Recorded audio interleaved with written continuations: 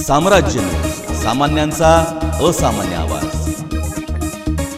टिपू सुलतान याने हिंदूंवर अनन्वित अत्याचार केले, तो देशगौरव होऊ शकत नाही असे विधानसभेतील विरोधी पक्षनेते देवेंद्र फडणवीस म्हणाले।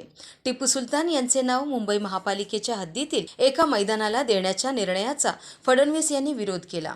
हा निर्णय रद्द व्हावा अशी मागणी त्यांनी केली। ते नागपूर येथे बोलत होते। फडणवीस यांच्या विधानाचा विरोध करण्यासाठी शुक्रवारी शहर एमआयएम पक्षाच्या वतीने निदर्शने करण्यात आली।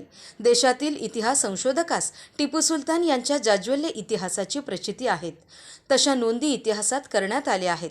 तरी देखील भाजपाचे ज्येष्ठ नेते विरोधी पक्षनेते देवेंद्र फडणवीस यांनी टिपू सुलतान यांच्यावर केलेले विधान मागे घ्यावे, अन्यथा एमआयएम पक्षाच्या वतीने उग्र आंदोलन करण्याचा इशारा यावेळी दिला।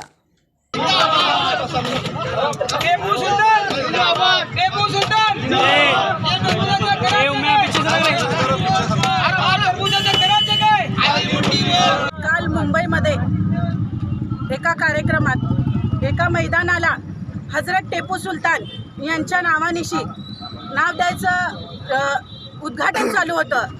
त्यानंतर ह्या टरबुजाने हे नाव द्यायचं नाही, हे पहाटे उठून शपथ घेणाऱ्या अशा टरबुजाला माहीत नाही की इतिहास काय आहे। त्यांना स्वतःला माहीत नाही, त्यांना अभ्यासाची गरज आहे। कधी ते शपथ घेतात, कधी ते टिपू सुलतानच्या विरोधात बोलतात। ह्यांना स्वतःला अकलीचा भाग नाही आहे। इलेक्शन आला की हे राजकारणासाठी, हिंदू मुस्लिम जातीवादीसाठी हे असे प्रश्न निर्माण करतात।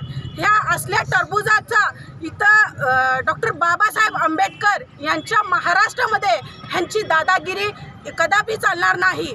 जर हे असं करत असेल तर आम्ही यापेक्षा तीव्र आंदोलन करूयात आणि त्या मैदानाला हजरत टिपू सुलतान हे नाव मिळालंच पाहिजे अशी आमची एमआयएम पक्षाकडून मागणी आहे।